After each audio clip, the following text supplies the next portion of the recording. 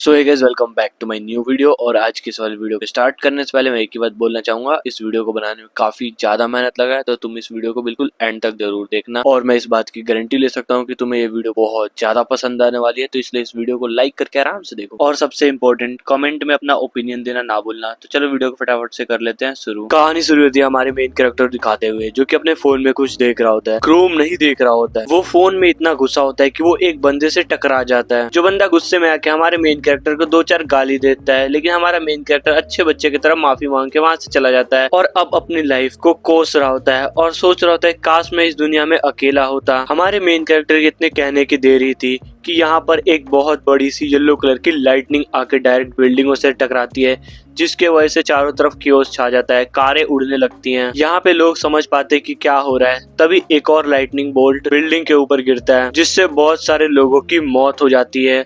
और ये सब अभी काफी नहीं था कि आसमान से बहुत सारे लाइटनिंग बोल्ट और गिरने लगते हैं। लोग अपनी जान बचाने के लिए भाग रहे हैं और उसमें हमारा मेन कैरेक्टर भी है। तभी वो एक लड़की को देखता है और उसे अपनी ओर बुलाता है। मतलब लोग मर रहे हैं और बंदे को चाहिए सेटिंग बाजी। लेकिन तभी एक एम्बुलेंस आके लड़की के ऊपर सीधा गिर जाती है और लड़की की डेथ ऑन द स्पॉट हो जाती है। मतलब एम्बुलेंस को लोगों की जान बचाते हुए देखा है, लेकिन पहली बार किसी की जान लेते हुए देखा है। और इधर हमारा हीरो रो रहा है और भागे जा रहा है और सोच रहे कहीं सपना तो नहीं। और तभी उसको सपने से जगाने के लिए उसके सामने एक बड़ा सा ट्रक आ जाता है और हीरो पहले ही एपिसोड में मर जाए उससे पहले ही हमारा हीरो किसी और वर्ल्ड के अंदर टेलीपोर्ट हो जाता है और उस जगह पे भी लाइटनिंग बोल्ट गिर रहे होते हैं। और एक्चुअली में हमारा मेन कैरेक्टर ही ये लाइटनिंग बोल्ट होता है और वो यहाँ पर सबसे पहले अपनी आंखें खोल के बोलता है, यार मैं नंगा क्यों हूँ। और वो अभी शॉक में होता है, लेकिन उसका शॉक 2x हो जाता है जब वो आसमान में देखता है। वहाँ वो क्या देखता है, वहाँ पर लायन देखते हैं जो कि उड़ रहे होते हैं और साथ में देखता है दो चंदा मामा, जिसको देखकर वो बिल्कुल शॉक में चला जाता है। और तभी उसे एक आवाज आती है, फिर वो खड़ा होके देखता है, उसे एक मिलता है सरप्राइज जाइंट बियर। पर वो जाइंट बियर हीरो को खा पाता उससे पहले ही एक भेड़ियों का झुंड आके उसके ऊपर अटैक कर देता है। फिर हमारा सीन शिफ्ट हो जाता है एक डॉक्टर के पास, जो कि बोल रहा था तुम कह रहे हो कि तुम जब आंख अपने खोले तो तुम एक ऐसे जगह पे थे जहाँ पर जाइंट बियर और काफी सारे मॉन्स्टर और दो चांद थे। और वो अपने डायरी में कुछ लिख भी रहा होता है। और हीरो की स्टोरी ने डॉक्टर को सोचने में मजबूर कर दिया कि तुम ऐसी खतरनाक जगह से तो वापस कैसे आए, लेकिन हीरो कुछ भी नहीं बोलता। फिर हम एक छोटा सा फ्लैशबैक देखते हैं जिसमें जाइंट बियर को वुल्फ का ग्रुप खा रहा होता है और हमारे हीरो की ये सब देखकर फटी पड़ी है। लेकिन तभी एक छोटा सा वुल्फ हमारे मेन कैरेक्टर के पीछे आता है, जिसे देखकर हीरो की बिल्कुल फट जाती है और वो बिल्कुल जान लगा के भागता है। लेकिन तभी सिस्टम से आवाज आती है कि उसका स्टेमिना 1% से इंक्रीज हो गया है, जिसे सुनकर हीरो बिल्कुल कंफ्यूज हो जाता है और इसी कंफ्यूजन में एक पत्थर से टकरा के वो पहाड़ों से नीचे गिर जाता है। वो बच तो जाता है, लेकिन वो सोचता है ये अजीब सी आवाज कहाँ से आई थी। फिर वो इधर उधर देखता है और उसे कुछ फ्रूट्स दिखाई देते हैं, जिन्हें देखकर उसके मुंह में पानी आ जाता है। लेकिन फिर वो सोचता है क्या ये फ्रूट्स खाने में सेफ भी है या फिर नहीं। लेकिन तभी उसकी नजर कुछ चींटियों पे जाता है जो कि उस फ्रूट्स को खा रहे होते हैं। फिर वो समझ जाता है कि ये फ्रूट्स खाने लायक हैं, तो वो अपना ज्यादा दिमाग ना लगाते हुए उस फ्रूट्स को खा लेता है। तभी उसे झाड़ियों से एक अजीब सी आवाज आती है। देन एक जाइंट स्नेक हमारे मेन कैरेक्टर के ऊपर अटैक कर देता है, लेकिन वो जाइंट स्नेक हमारे मेन कैरेक्टर को खा पाता, लेकिन उससे पहले ही उस स्नेक के ऊपर एक जाइंट मेंढक अटैक कर देता है और उसे खा जाता है। ये तो फूड चेन बिल्कुल उल्टा ही हो गया, जिसे देखकर हीरो भी लाइक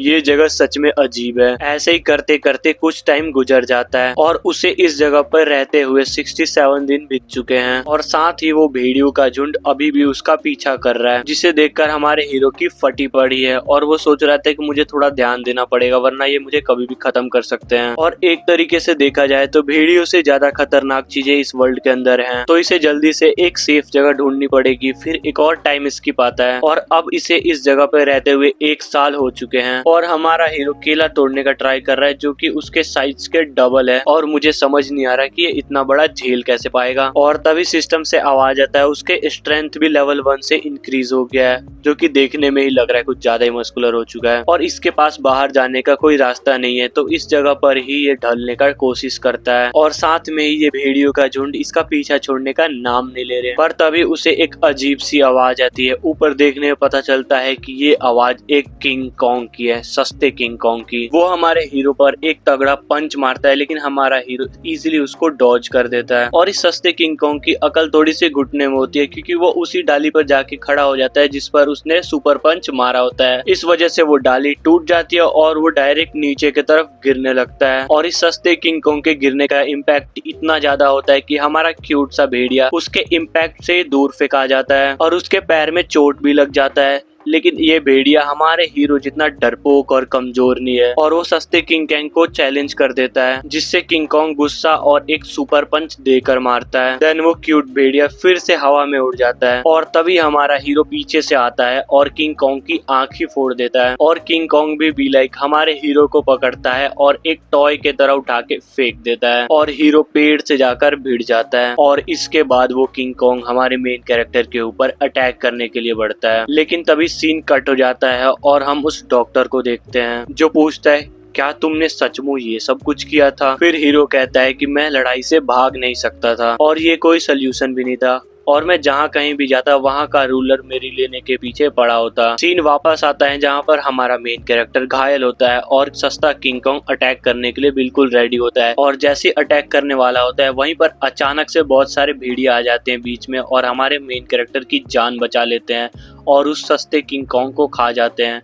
और इसी के साथ हमारा मेन कैरेक्टर की आंखें बंद हो जाती है, वो बेहोश हो जाता है और वो सोचने लगता है कि यही उसका एंड है। लेकिन ये सारे के सारे भेड़िया हमारे मेन कैरेक्टर के ऊपर अटैक नहीं करते। वो सोचते हैं कि हमारे बंदे ने इस क्यूट से भेड़िए को बचाया है और असल में वो क्यूट भेड़िया इस रेड फॉक्स ग्रुप का लीडर का बेटा है। और इसके बाद एक और टाइम स्किप आता है और हमारे हीरो को यहाँ पर रहते हुए 2 साल बीत चुके हैं। वो भेड़ियों के ग्रुप के साथ रहता था, उन्हीं के साथ खेलता था, उन्हीं के साथ खाता था, उन्हीं के ट्रेनिंग करता था, उन्हीं के साथ घूमता था। और देख के ऐसा लगता है कि उन भेड़ियों ने हमारे मेन कैरेक्टर को अपने ग्रुप में शामिल कर लिया है। और ऐसे ही हमारे हीरो को इस जंगल में 31 साल हो जाते हैं और इसे ना तो इस जगह से बाहर निकलने का रास्ता पता है और ना ही यहाँ पर कोई और इंसान है। लेकिन यहाँ पे रहते हुए हमारा बंदा काफी ज्यादा स्ट्रांग हो चुका है, जो कि एक स्नेक को मार देता है और एक बॉर को इजिली अकेले ही मार देता है, वो भी एक शॉट के अंदर। और उसके बाद एक और टाइम स्किप और उसे यहाँ रहते हुए 120 साल हो चुके हैं। वो डेली सर्वाइवल के लिए हंट करता, इसी बीच उसने काफी दोस्त बनाए और कुछ को खोया भी। और हमारा हीरो अपनी सारी उम्मीद खो चुका था। तभी सीन दोबारा से डॉक्टर के ऊपर शिफ्ट होती है। डॉक्टर हमारे मेन कैरेक्टर से पूछता है, तो तुम वहाँ पर 500 साल रहे थे और भेड़ियों के राजा बने और इंसानों से 500 सालों तक बात नहीं किया, तो वापस कैसे आए? और तभी सीन शिफ्ट होता है किंग कॉन्ग और रेड वुल्फ पर, जो कि आपस में लड़ रहे होते हैं मूनलैंड पर कब्जा करने के लिए। और हमारा हीरो भी उसी फाइटिंग एरिया में है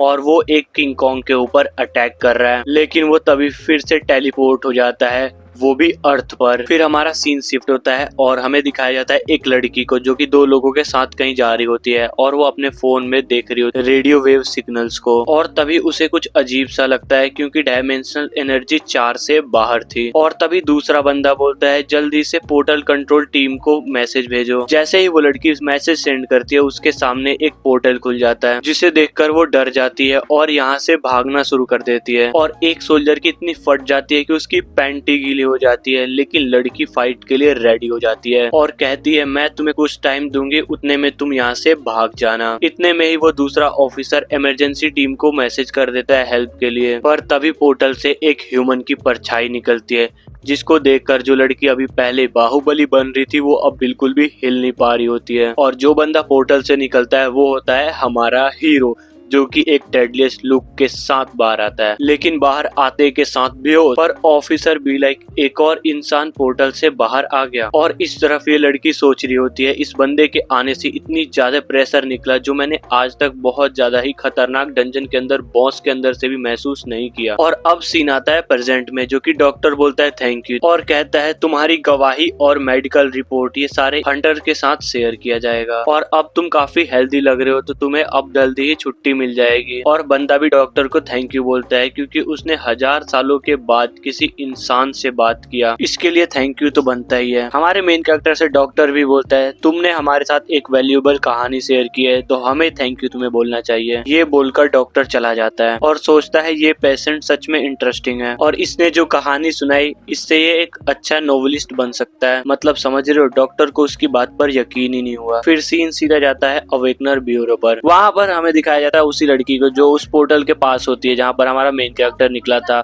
और वो लड़की हमारे मेन कैरेक्टर के कार्ड को देखने के बाद बोलती है कि ये कैसे हो सकता है। फिर ये बंदा बोलता है क्या जो है सही है। फिर ये लड़की बताती है कि इसमें लिखा है कि वो बंदा एक एफ रैंकर है। तो ये बुड्ढा भी लाइक हाँ वो एक एफ रैंकर ही है, ये बहुत ज्यादा अलग ही पेशेंट है। अगर ये एक ई रैंकर होता तो इसको थोड़े बहुत एडवांटेज भी मिल जाते हैं। ये लड़की उस कार्ड को देखते हुए बोलती है ये कैसे हो सकता है कि वो एक एफ रैंकर है। अगर वो एक एफ रैंकर है तो वो एक मामूली इंसान हुआ, तो वो कैसे उस पोर्टल से बाहर आ सकता है।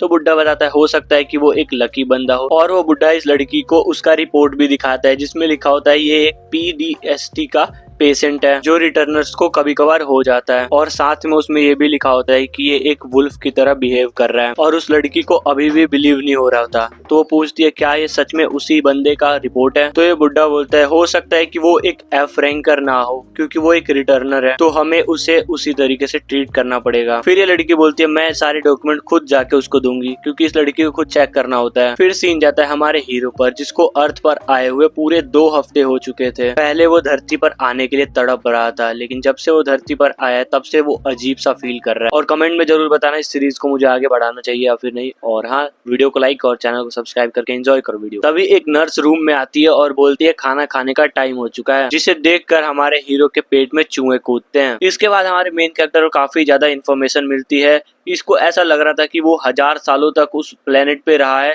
जिस वजह से यहाँ पर आएगा तो इसकी फैमिली फ्रेंड सारे के सारे मारे जा चुके होंगे।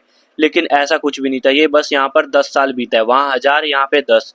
और यहाँ पे इसको पता चलता है कि उसकी मम्मी और पापा उसी दिन डंजन ब्रेक में मारे जा चुके थे, लेकिन इसका भाई अभी भी जिंदा है। ये पढ़ते इसका मत्था बिल्कुल फिरक जाता है। वो यहाँ से डायरेक्ट गेट खोल के बाहर भाग जाता है और सबसे बोलता है मुझे उस टकले डॉक्टर से मिलना है। वहां पहुंचते हीरो टकले से बोलता है कि मेरा भाई अभी भी जिंदा है और मुझे उसको ढूंढना है, तो जल्दी से मेरे रिलीज फॉर्म पे साइन करो। लेकिन टकला भी बोलता है मुझे नहीं लगता कि आप अभी सोसाइटी में जाने के लिए पूरी तरीके से रेडी हो, तो बेटर होगा कि आप जब तक वेट करो जब तक हम तुम्हारे भाई को ढूंढ ना ले। लेकिन हमारा मेन कैरेक्टर भी लाइक अबे टकले मैं तेरी कोई परमिशन लेने यहाँ पर नहीं आया। हीरो को इतने ज्यादा गुस्सा में देखकर डॉक्टर भी उसको जाने के लिए परमिशन दे देता है, लेकिन एक कंडीशन पर, जो कंडीशन अभी हमें भी नहीं बताया जाता है। फिर हमें दिखाया जाता है सारे के सारे लोग बाहर आ जाते हैं, यानी कि हमारा मेन कैरेक्टर टकला और टकले की एक असिस्टेंट। टकला हमारे मेन कैरेक्टर को गाड़ी में बैठा देता है और ड्राइवर से बोलता है ये अभी अच्छी तरीके से रिकवर नहीं हुआ, तो इसको गाड़ी थोड़ा स्लो चला के इसके डेस्टिनेशन पे पहुंचा दो। इसके बाद टकले की असिस्टेंट पूछती है वैसे डॉक्टर आपने उसकी इतनी ज्यादा मदद की,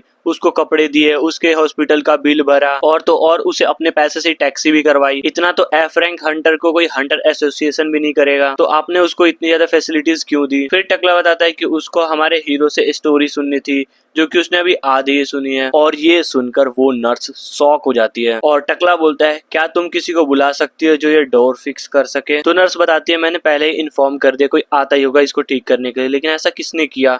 फिर हमें पता चलता है इसके पीछे हमारा मेन कैरेक्टर होता है। इसका टकला अपने रूम के अंदर आके बैठता है और सोच रहा होता है कि बहुत दिनों बाद मैंने कोई ऐसा पेशेंट देखा है, ये मेरे लाइफ का दूसरा पेशेंट है जो कि इतनी ज्यादा पावर रखता है। इसके बाद यहाँ से सीन शिफ्ट होता है एक टैक्सी में जो कि ट्रैफिक में फंसी होती है। इसी टैक्सी के अंदर हमारा मेन कैरेक्टर बैठा होता है और वहां पर न्यूज चल रही होती है फोन के अंदर, जहाँ पर बताया जाता है कि एक मिस कैलकुलेशन की वजह से एक डंजन ब्रेक हो चुका है जहां से बहुत सारे मॉन्स्टर निकल रहे थे, लेकिन 15 मिनट के अंदर अंदर इस पूरे के पूरे सिचुएशन को कंट्रोल कर लिया गया है हंटर एसोसिएशन के द्वारा। इसके बाद हमें एक एड के द्वारा बताया जाता है super natural powerful fighting champion tournament के बारे में, जहां पर वर्ल्ड का 34 नंबर का रशियन हंटर मिखाइल की फाइट है वर्ल्ड के 48 नंबर के रैंक के हंटर ओरिजिन से, और जो इस फाइट को जीतेगा उसकी नेक्स्ट फाइट जापान के नंबर 1 हीरो से होगी। लेकिन ये सब देखकर हीरो समझ नहीं पाता कि ये हो क्या रहा है। फिर उसको डॉक्टर की एक बात याद आती है कि पहले की दुनिया और इस दुनिया में जमीन आसमान का अंतर हो गया है। इसके बाद हमारा शिफ्ट होता है एक बिल्डिंग पे, बहुत बड़ी बिल्डिंग पे, जहाँ पर हमारा मेन कैरेक्टर अपना अवेकन कार्ड दिखा रहा है और जो लड़की उसका कार्ड देख रही होती है वो बोलती है कि आपकी रिक्वेस्ट रिजेक्ट कर दी गई है। तो हमारा मेन कैरेक्टर बोलता है ऐसा कैसे रिजेक्ट कर दिया। फिर लड़की बताती है कि आप एक एफ रैंक हंटर तो हैं, लेकिन इसके साथ ही आपको पॉइंट चाहिए होती है, जो कि आपके 4 पॉइंट अभी भी कम है। लेकिन हमारे हीरो को कुछ समझ नहीं आ रहा होता है और वो सोच रहा था कि अभी तो 2 हफ्ते पहले ही तो मैं पोर्टल से बाहर आया हूँ। ये सुनकर लड़की को विश्वास नहीं हो रहा होता है, क्योंकि एफ रैंक मतलब नॉर्मल पर्सन, और नॉर्मल पर्सन पोर्टल से बाहर नहीं आ सकते, वरना उनके टुकड़े टुकड़े हो जाएंगे। तो पहले या तो किसी अवेकनिंग अकेडमी जाओ या फिर गिल्ड में जाकर पॉइंट कमाओ, और जब अवेकन हो जाओ फिर यहाँ आना। इसके बाद सीन शिफ्ट होता है और हमारा हीरो, जिसका नाम पार्क है, वो सोच रहा होता है कि यहाँ का सिस्टम कुछ ज्यादा ही अजीब है। इसके बाद हमारा सीन जाता है एक टैक्सी पर, जहाँ पर हमारा मेन कैरेक्टर बैठा होता है और वो पूछ रहा होता है कि ये जो गेट है ये कितने दूर तक फैले हैं। टैक्सी वाला बताता है कि ये गेट पूरे वर्ल्ड में फैले हुए हैं और ये पूरे 100 गेट्स के हैं।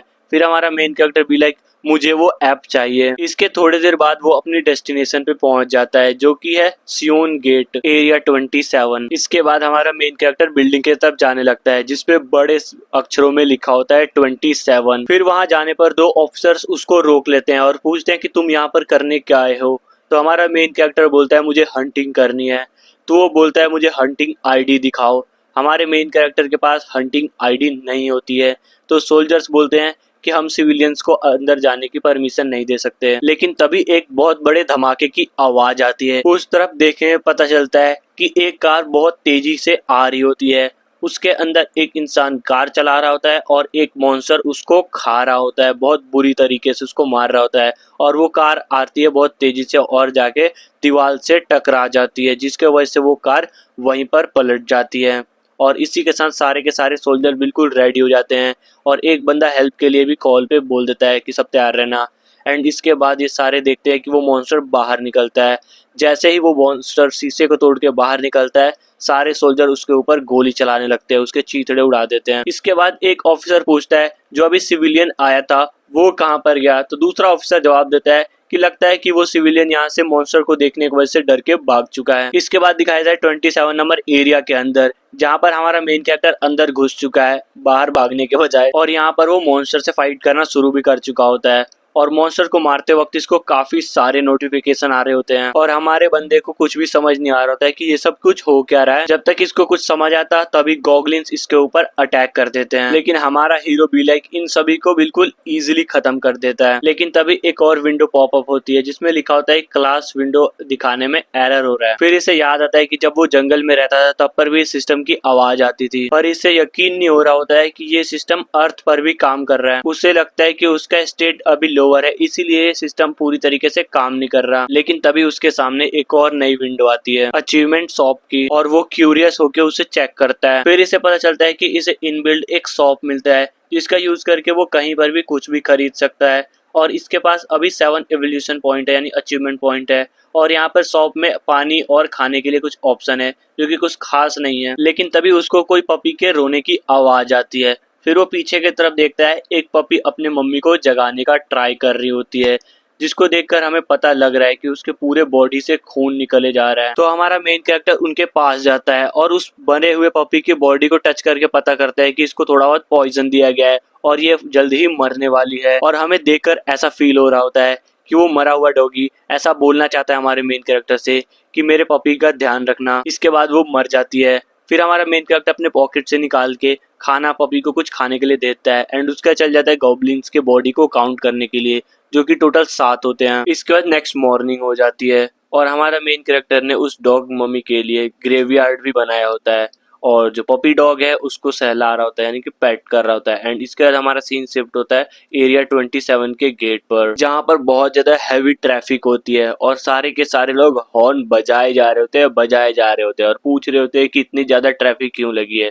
लेकिन तभी उन सबके मुंह खुले रह जाते हैं जब वो पीछे मुड़ के देखते हैं कि हमारा मेन कैरेक्टर काफी सारे ज़ॉम्बीज को, मॉन्स्टर्स को अपने पीठ पर लाद के ला रहा है। सबकी आंखें फटी की फटी रह जाती है कि इस बंदे ने अकेले इतने सारे ज़ॉम्बीज को कैसे मार लिया। इसके बाद हमारा बंदा उन ज़ॉम्बीज की बॉडी को बेचने के लिए जाता है और उसे मिलते हैं टोटल 2.1 मिलियन वॉन, और उनमें सबसे वैल्यूएबल आइटम था ब्लड स्टोन, जो ज़ॉम्बीज के हार्ट के अंदर होता है और इनके अंदर जितनी एनर्जी स्टोर होगी उनकी प्राइस उतनी ही हाई होगी। और हमारे हीरो के पास कोई बैंक अकाउंट ना होने की वजह से वो लड़की हमारे हीरे को पूरा पैसा कैश में पे करती है और हमारा हीरो भी लाइक अगर मैं एक हंटर बन जाऊंगा तो कितने कम टाइम में मैं एक अमीर बंदा बन जाऊंगा। इसके बाद सीन जाता है एक रैंडम कन्वीनियंट स्टोर पर, जहाँ पर दो बंदे आपस में बात कर रहे होते हैं। काउंटर वाला बंदा खुश होता है कि ब्लैक बंदे को जॉब मिल गई है और वो उसके बच्चे के लिए एक चॉकलेट भी देता है। इसके बाद ब्लैक जैकेट वाला बंदा चॉकलेट ले लेता है और अपने ट्रक को चलाते हुए यहाँ से चला जाता है गाना गाते हुए। थोड़ी देर में अपने घर पे पहुंच जाता है, तभी उसके पीछे से आवाज आता है पार्क जिनहू। फिर हमें समझ आता है ये हमारे मेन कैरेक्टर के भाई है, लेकिन उसे हमारे हीरो ने आवाज नहीं लगाई होती है। उसे कुछ लोग आके डायरेक्ट बिना किसी रीजन, बिना किसी बात के पंच मार देते हैं और उसे पकड़कर अपने साथ ले जाते हैं। और इन्हें देखकर पता लग रहा है कि ये लोन शार्क वाले बंदे हैं, जिन्हें इस बंदे से पैसा चाहिए। जिन्हों उन्हें 2.4 मिलियन वॉन देता है, जो इस महीने के प्रिंसिपल और इंटरेस्ट के हिसाब से काफी होते हैं। लेकिन ये कमीड़ा बंदा ऐसे नहीं छोड़ने वाला था। वो बोलता है 160 का तो प्रिंसिपल और 120 लेट एंट्रेंस फी वो कौन देगा, और हम जो तेरे 4 दिन से चक्कर लगा रहे हैं उसकी फीस कौन देगा। और ये सुनकर जिन्हू रोता है और बोलता है मुझे माफ कर दो, मुझे बस 3 दिन का टाइम दे दो, मैं आपके सारे पैसे दे दूंगा। लेकिन ये कमीड़ा बंदा उसे बेल्ट की जोर के दे के मारता है। लेकिन जैसे ही कुछ बोलने वाला था तभी दूर से एक आवाज आती है जो कि जिन्हू को आवाज लगा रही होती है। और जैसे ही जिन्हू पीछे मुड़ के देखता है, उसको देखने को मिलता है हमारा हीरो यानी उसका भाई, बिल्कुल डेडली मोड के अंदर। और जिन्हों उसे देखकर समझ जाता है कि ये तो मेरा भाई सूहो है। फिर हमारा बंदा उसके पास जाता है और पूछता है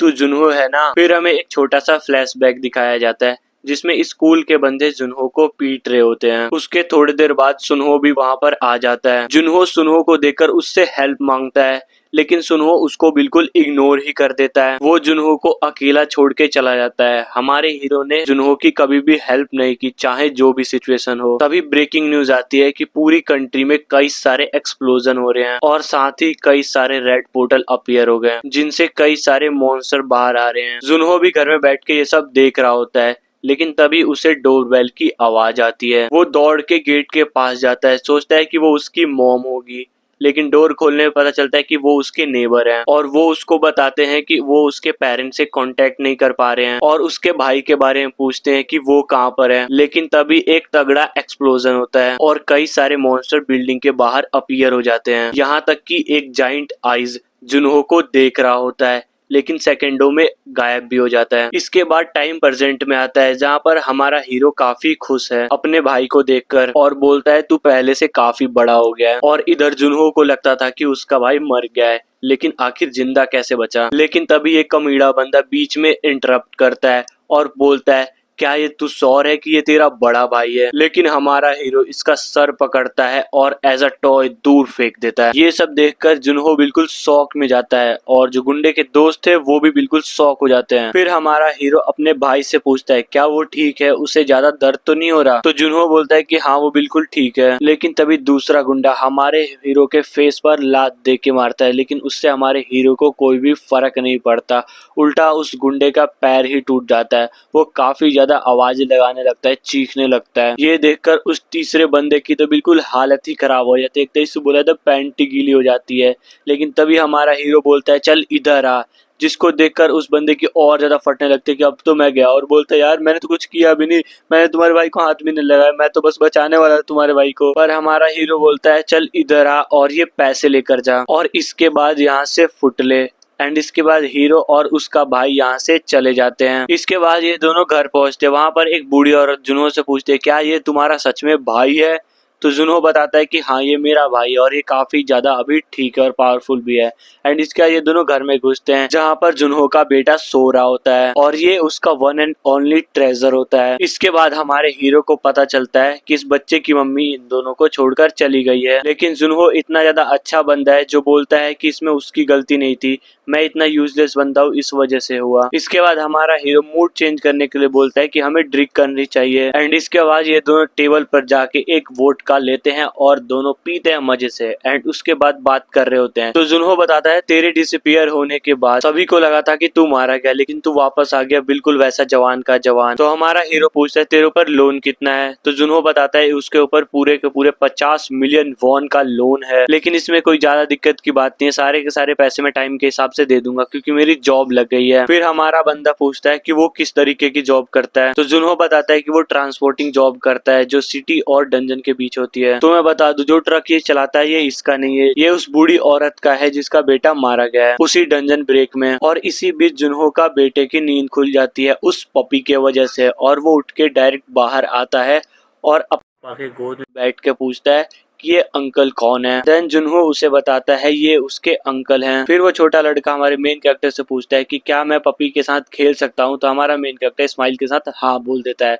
फिर वो जाके पपी के साथ खेलने लगता है, जिसे देखकर जुनहो बताता है उसे हमेशा से ही एक पपी चाहिए था। तभी हमारा हीरो बोलता है चलो साथ में काम करते हैं, लेकिन जुनहो को कुछ समझ नहीं आता कि हीरो बोल क्या रहा है। फिर हीरो बताता है कि वो सारा काम खुद करेगा लेकिन उसे वो ट्रक चाहिए। फिर जुनहो उससे पूछता है तू उस ट्रक का क्या करेगा। तब हमारे बंदे का एक कोल्ड रिप्लाई आता है, मॉन्स्टर हंटिंग। और ये सुनकर जुनहो कम्प्लीटली शॉक हो जाता है। इसके बाद हमारा सीन शिफ्ट होता है दोबारा से ब्यूरो के पास। वहां पर दोबारा से लड़की उसकी आईडी देखती है और इस बार शॉक हो जाती है क्योंकि ये रजिस्टर हो गया होता है एज अ रिटर्नी। तो हमारा हीरो पूछता है क्या अब मैं क्वालिफाई हो चुका हूँ, और ये लड़की भी हमारे हीरो को कांग्रेचुलेट करती है और गिफ्ट के तौर पर एक्सफोन 50 देती है, आईफोन का महंगा वर्जन। और साथ ही ये बोलती है कि अवेकन सेंटर ऐप डाउनलोड करना मत भूलना। और साथ में बताती है कि जब तुम बहुत सारे मॉन्स्टर को मारोगे और उनके एनर्जी कलेक्ट करोगे तो तुम ई रैंक पे प्रमोट कर दिए जाओगे, और इसके साथ तुम्हें बहुत सारे बेनिफिट मिलेंगे जिनमें से एक है पेंशन का। तो लड़की उससे पूछती है क्या आपको स्टेट विंडो ओपन करने आता है क्या, क्योंकि रिसेंट टेक्निकल इशू की वजह से इंटरफेस चेंज हो गए हैं। और उसी मोमेंट हमारे बंदे के सामने सिस्टम स्क्रीन आ जाती है और सारे स्टेट दिखते हैं उसमें। और ये सब देखकर हमारा बंदा सोच रहा होता है कि उसका स्टेट इतना लो क्यों है।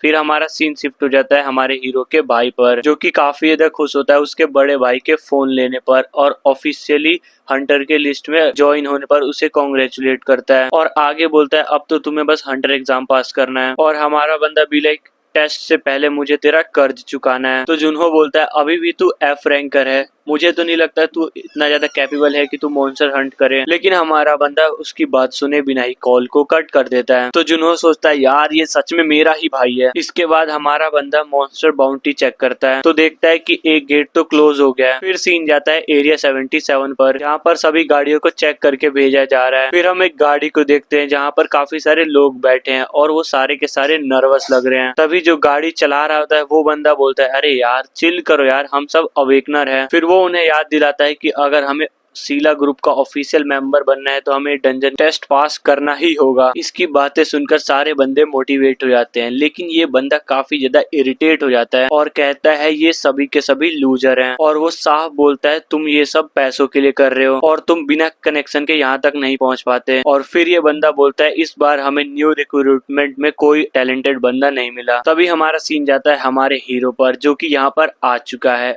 और तभी उससे एक सोल्जर बोलता है अपना रिटर्निंग कार्ड यहाँ पर डालो। और जैसे ही वो अपना आईडी कार्ड उस मशीन में डालता है तो वैसे ही सोल्जर को उसकी सारी डिटेल मिल जाती है और जाते वक्त उसे वार्न करता है कि तुम्हारे लिए फीड लिमिटेड है तो कभी भी डंजन के अंदर एंटर मत करना। और हमारा बंदा जाने लगता है। तभी पीछे से कार में बंदे सोच रहे होते ये कौन है जो बिना वेपन और टूल के ऐसे ही अंदर जा रहा है, ये पागल वागल तो नहीं है। तभी वो अपने पास बैठे बंदे से बोलता है इसका पीछा करो। लेकिन जैसे ये फील्ड के अंदर पहुंचते हैं हमारा हीरो इनके आंखों के सामने से गायब। इन्हें समझ नहीं आ रहा होता है कि वो अचानक से यहाँ से कैसे चला गया, लेकिन ये बंदा समझ जाता है कि हमारे हीरो में कुछ ना कुछ स्पेशल बात है। उन्हें हमारा बंदा इसलिए नहीं दिखा क्योंकि हमारा बंदा बहुत तेज स्पीड में आगे निकल गया था और वो आगे जाके थक जाता है। फिर बोलता है ये है मेरी बॉडी की स्टेट, मैं कितना कमजोर हूँ भाई। इसलिए वो सोचता है कि अब वो फिर से ट्रेनिंग स्टार्ट करेगा। पर तभी उसे एक आवाज आती है जो कि एकदम शॉर्ट फाइट जैसी होती है। लेकिन वो जैसे ही वहाँ पहुँचता है तो वो देखता है कि कुछ हंटर को कुछ बुरे लोगों ने घेर कर रखा हुआ है और हमारा बंदा समझ जाता है कि उन हंटर ने हार मान ली है और वो लड़ने के बारे में बिल्कुल नहीं सोच रहे। पर तभी एक आदमी कार से बाहर आता है और पूछता है कि इतना टाइम क्यों लग रहा है इन लोगों को संभालने में, देखने में मुझे शायद ये इस बुरी गैंग का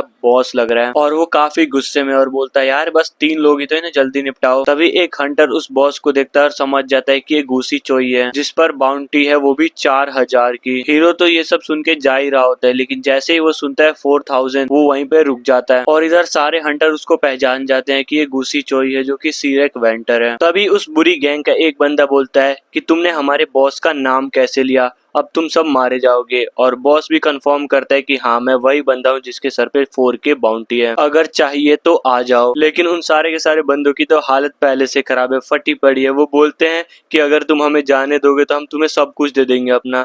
तो बॉस बोलता है अगर तुम सब कुछ दे ही दोगे तो मजा कैसे आएगा, और वो सीधा उन पर अटैक कर देता है। और तभी बीच में आ जाता है हमारा मेन कैरेक्टर शीशा तोड़ते हुए, और डायरेक्ट एक हीरो वाली एंट्री लेता है जिससे फ्लोर भी टूट जाती है। और उसको देखकर सारे के सारे बंदे बिल्कुल शॉक हो जाते हैं कि हैं ये है कौन। और बॉस भी सोच रहा था कि हैं ये कौन है जो मरना चाहता है और फाइट के बीच में आया है। लेकिन दूसरी तरफ हमारे बंदे के मन में तो बस $4000 की ख्वाब चल रहे हैं। और जो बॉस के दोस्त होते हैं, गुंडे होते हैं, वो बोलते हैं अरे भाई अगर तू जिंदा रहना चाहता है तो यहाँ से भाग जा। और इधर बॉस बहुत जोर से हंसता है और बोलता है तू तो मुझे किसी रिटर्निंग डिपार्टमेंट का भी नहीं लग रहा, तो अपने काम से काम रख। और इसी के साथ हमारे बंदे की बॉडी में एक तगड़ी सेंसेशन होती है और वो बिल्कुल जम जाता है और वो मूव भी नहीं कर पाता। और बॉस कहता है कि तू मेरी आंखों में 5 सेकंड से ज्यादा नहीं देख सकता, और अगर देखा तो तू मूव भी नहीं कर पाएगा। और इसी के साथ वो अपने गुंडे लोगों से बोलता है कि जल्दी इसे खत्म करो। और जैसे ही वो जा रहे होते हुए हमारे हीरो पे अटैक करने के लिए, लेकिन तभी हमारा हीरो बॉस के मुंह पर एक दे के पंच मारता है और उधर सारे बंदे शॉक। और बॉस सोच रहा था कि इस पर मेरा मैजिक काम क्यों नहीं किया और ये हिला कैसे। तो हमारा हीरो बोलता है तू इसे मैजिक बोलता है। एंड उसके बाद वो अपनी पावर एक्टिवेट करता है और एक घूसे को बनाते हुए उसके ऊपर मारने जाता है। लेकिन बॉस उस अटैक को डॉज कर लेता है और अपनी छोटी सी तलवार से हीरो पर अटैक ही करने वाला होता है। लेकिन हमारा बंदा उससे डबल स्मार्ट है, वो उसे एक लात ही देकर मारता है। और जैसे ही बॉस खड़े होने की कोशिश करता है वैसे ही उसको मिलता है एक सुपर पंच। उसके बाद तो हमारा हीरो रुकता ही नहीं और लिटरली एक हाथ से उस बॉस को फेंक देता है। हंटरों को तो यकीन नहीं हो रहा था कि ये सब हो क्या रहा है, इतना खतरनाक बंदा इस दुनिया में। फिर हमारा हीरो उन बंदों से मजे लेने के लिए बोलता है क्या तुम भी मुझसे फाइट करोगे। और वो गुंडे भी लाइक नहीं भैया हमारी बस की कहाँ आपसे फाइट करने की, और वो सरेंडर कर देते हैं। फिर वो उन गुंडों से पूछता है कि क्या तुम लोगों के ऊपर भी इस गुंडे जैसी बाउंटी है क्या। फिर गुंडे बताते हैं कि हमारी कोई भी बाउंटी नहीं होती, हमारा बॉस ही था जिसके सर पे बाउंटी थी और वो हमें डरा धमका के काम कराता था। अगर आप उन्हें ले जाओगे तो आपको बहुत सारे पैसे मिल जाएंगे। और इधर उस बॉस को अपने लोगों की बातें सुनकर रोना आ रहा है और बॉस बोलता है मैंने तुम लोगों को खिलाया पिलाया और तुम लोग मुझसे ही गद्दारी कर रहे हो। और उधर वो गुंडे भी कम नहीं है, वो बोलते हैं चुप कर, तुझ जैसे को तो जेल में होना चाहिए। तो हीरो बोलता है अच्छा तो तुम लोगों का कोई भी यूज नहीं है। पर तभी पीछे वाले हंटर बताते हैं कि ये सब क्रिमिनल है, अगर तुम इन सबको लेकर जाओगे तो तुम्हें कोई ना कोई रिवॉर्ड पक्का मिलेगा। और ये सुनकर उन हंटर की हालत देखो, वो बोलते हैं यार हम तो भैया एकदम यूजलेस एकदम बेकार है। तो हीरो पूछता है तो हम इन सबको लेकर कैसे जाएंगे। तो हंटर बताते हैं हमारे पास कार है। फिर उन गुंडे लोगों को मार मार कर कार की डिग्गी में फिट कर देता है। उसके बाद एक हंटर हीरो को थैंक यू बोलता है और बोलता है कि मुझे समझ नहीं आ रहा कि हम आपका एहसान कैसे उतारेंगे। बाकी हंटर भी बोलते हैं कि तुमने हमारी जान बचाई है, तुम हमारे लिए एक तरीके से भगवान हो। लेकिन उनकी बातें सुनकर हमारा बंदा थोड़ा इरिटेट हो जाता है। एक हंटर से वो उसकी स्किल पूछता है तो वो हमारे हीरो से बताता है उसके पास स्वॉर्डमैनशिप, ट्रैकिंग और हंटिंग की स्किल है। और ये सुनकर हमारा बंदा शॉक कि तेरे पास 3 स्किल है। फिर हंटर बताता है कि मेरी अवेकनिंग स्वॉर्डमैनशिप से हुई थी, लेकिन मैंने स्किल बुक के मदद से ट्रैकिंग और हंटिंग सीख ली। तब हीरो को समझ आता है कि स्किल बुक से भी मैजिक सीख सकते हैं। तो वो सोचता है कि मुझे भी किसी तरीके की कॉम्बैट स्किल सीखनी चाहिए। पर तभी थोड़ी देर बाद उनके एरिया के आसपास एक पोर्टल ओपन हो जाता है। तो हंटर उसे बताता है ये सबसे लोअर लेवल की डंजन है, ई लेवल की, और पहले हम यही जाने वाले थे। तो हमारा हीरो क्यूरियस होके बोलता है अगर मेरे पे हंटिंग लाइसेंस होता तो मैं जरूर जाके एक बार चेक करता। इसकी बात सुनकर हंटर टेंशन में आ जाता है कि अभी तक तुम्हारे पास हंटिंग लाइसेंस नहीं है। फिर हमें एक छोटा सा कॉन्टेस्ट मिलता है कि जब भी एक पोर्टल ओपन होती है तो सबसे पहले उसे मिलिट्री हैंडल करती है। फिर जो हंटर को मॉन्स्टर मिलते हैं वो बस उसके स्कार होते हैं। और जो एक्सपीरियंस तुम्हें इन लो लेवल फील्ड में मिलता है जहाँ लेवल 1 के डंजन ओपन होते हैं वो केवल ई रैंक तक का होता है। और अगर तुम्हें सच में पावर गेन करनी है तो तुम्हें लेवल 2 डंजन में ही जाना चाहिए। लेकिन इन सब के बावजूद भी हंटर को ये समझ में नहीं आ रहा कि इस बंदे के पास लेवल 1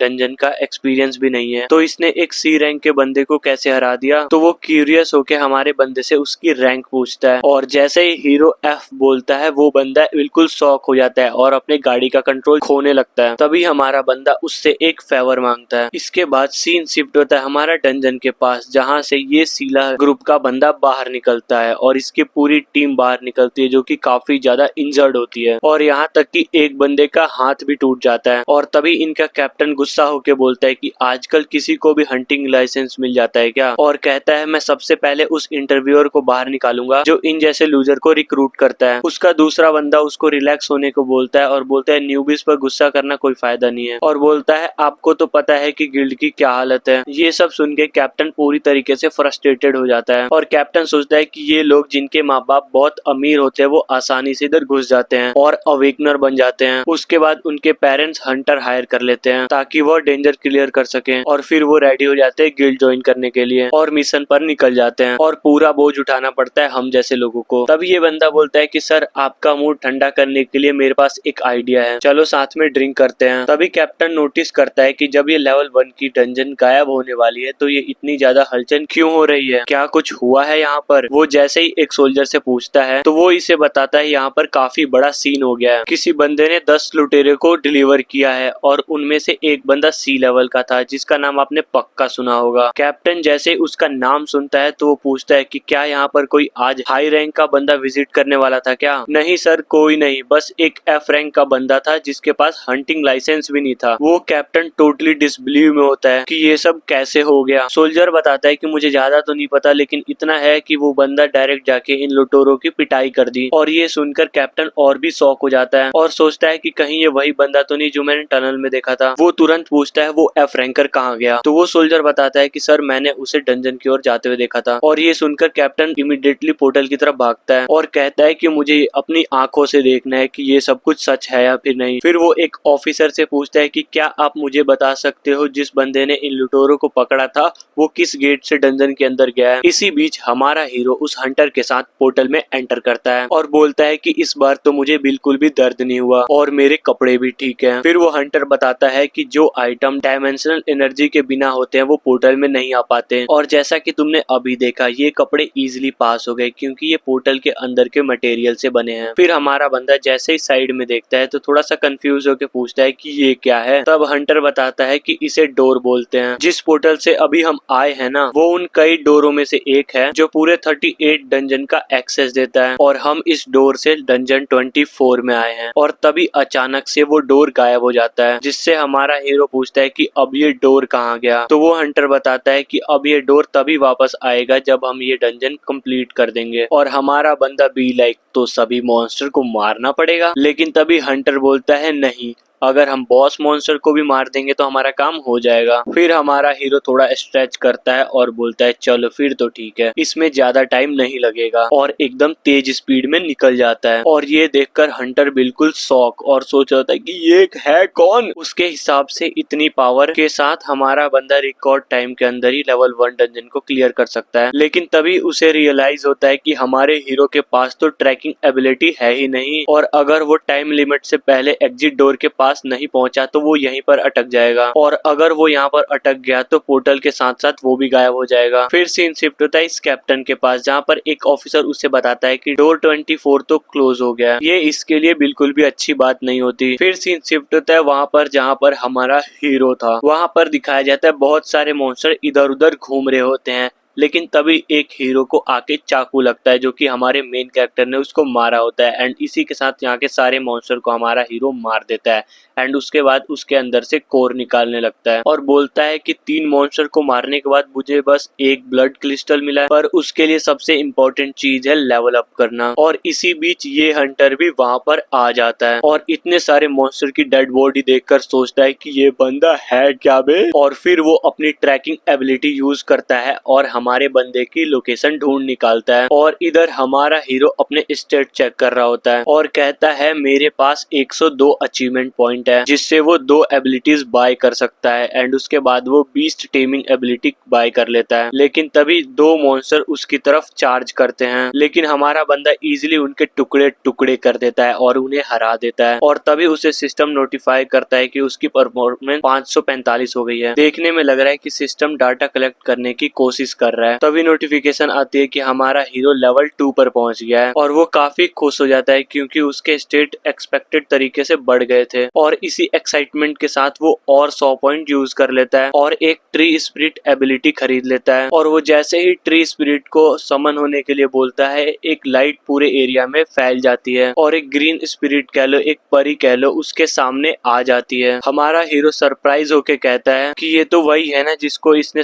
जंगल में सबसे पहली बार देखा था, और तब तो उसे लगा था कि ये एक फायरफ्लाई होगी। फिर हमारा हीरो उस स्पिरिट को ऑर्डर देता है कि जाओ मिसिंग गॉगलिन्स को ढूंढो। उसके बाद वो ट्री स्पिरिट हमारे हीरो के ऑर्डर पे वहां से निकल जाती है और मॉन्स्टर्स को ढूंढने लगती है। फिर हमारे हीरो को पता चलता है कि वो ट्री स्पिरिट जंगल के पेड़ों से मेमोरी कलेक्ट करके हमारे हीरो के माइंड में डाल रही है, पर अभी भी ये प्रोसेस काफी स्लो है, शायद उसका लेवल अभी कम है इसलिए। तभी वो अपना स्टेटस विंडो और एबिलिटी एनालाइज करता है और तब उसे पता चलता है कि अब उसके पास दो एबिलिटी है, एक सर्चिंग की तो दूसरी ट्रैकिंग की, और वो खुशी से दोनों एबिलिटी ले लेता है और वो तुरंत अपना हाथ जमीन पे रखता है और सर्चिंग एबिलिटी एक्टिवेट कर देता है। और उसे जो इन्फॉर्मेशन मिलती है वो होती है मरे हुए गॉगलिन्स की, जो कि उसी ने मारे होते हैं। पर तभी उसे एक अजीब सी प्रेजेंस फील होती है और वो समझ जाता है कि ये कोई गॉगलिन्स तो नहीं है। वो जैसे ही वहां भाग कर जाके देखता है तो क्या देखता है कि एक गॉगलिन उसके हंटर दोस्त को मारने वाला है। तो वो उस हंटर से बोलता है कि तुम यहाँ पर क्या कर रहे हो, जब मैंने तुम्हें बोला था कि सारे गॉगलिन्स मैं मारूंगा। और वो हंटर भी लाइक, भाई मैं हंट नहीं कर रहा, यहाँ मैं खुद हंट होने वाला हूँ, तो सिर्फ खड़ा मत रह, मेरी हेल्प भी कर। फिर हमारा हीरो उस गॉगलिन बस पर जंप कर देता है लेकिन वो इजिली बच जाता है। लेकिन जैसे ही गॉगलिन बस थोड़ा सा स्टेबल होने का कोशिश करता है, लेकिन तभी हमारा हीरो वहां पर आके उसके छाती में चाकू घोंप देता है। तभी सिस्टम नोटिफाई करता है कि उसका लेवल अप हो गया है और साथ ही उसको 120 अचीवमेंट पॉइंट मिल जाते हैं। और ये हंटर जो हमारे हीरो को देख रहा होता है वो टोटली अमेज हो जाता है उसकी एबिलिटी देखकर। उसके कुछ देर बाद दोनों पोर्टल से बाहर आ जाते हैं और ये पहले वाला मिलिट्री ग्रुप उनको देख रहा होता है। और तभी एक मिलिट्री बंदा बोलता है कि यही वही बंदा है ना जिसने उस बाउंटी वाले को पकड़ा था, और बोलता है कि कैप्टन खांग ने बोला था कि ये बंदा अगर वापस आ जाए तो मुझे कांटेक्ट करना। लेकिन जैसे ही दूसरा बंदा इनके डंजन क्लियर का टाइम देखता है वो बिल्कुल शॉक हो जाता है। उसे बिल्कुल भी यकीन नहीं हो रहा था कि इन दोनों ने इतने कम टाइम में डंजन क्लियर कर दिया। और इसी बीच ये हंटर लड़का बोलता है कि मुझे अब अपनी टीम के पास वापस जाना है, मैं आपसे बाद में कांटेक्ट जरूर करूंगा। और हमारा पार्क भी कहता है ठीक है, मैं सारे कपड़े वेयर हाउस में छोड़ जाऊंगा। फिर हमारा सीन शिफ्ट हो जाता है और अब हमारा बंदा एक अलग जगह पर होता है और वो जैसे ही गेट खोल के अंदर जाता है तो उससे मिलता है ये कैप्टन और वो पूछता है तुम्हारा नाम ही सुहो है, और सुहो भी लाइक तू है कौन। फिर वो कैप्टन अपना इंट्रोडक्शन देता है कि मैं खांग हूँ, 27 कॉम्बैट टीम का कैप्टन सीला ग्रुप से, क्या मुझे तुम्हारे कुछ मिनट उधार मिल सकते हैं। बाद में वो दोनों किसी रेस्टोरेंट में बैठकर बात कर रहे होते हैं। कैप्टन हमारे हीरो को इनवाइट करता है कि वो उसका ग्रुप ज्वाइन कर ले, हम तुम्हें ग्रो करने के लिए एक परफेक्ट इन्वायरमेंट देंगे। लेकिन हमारा हीरो भी लाइक,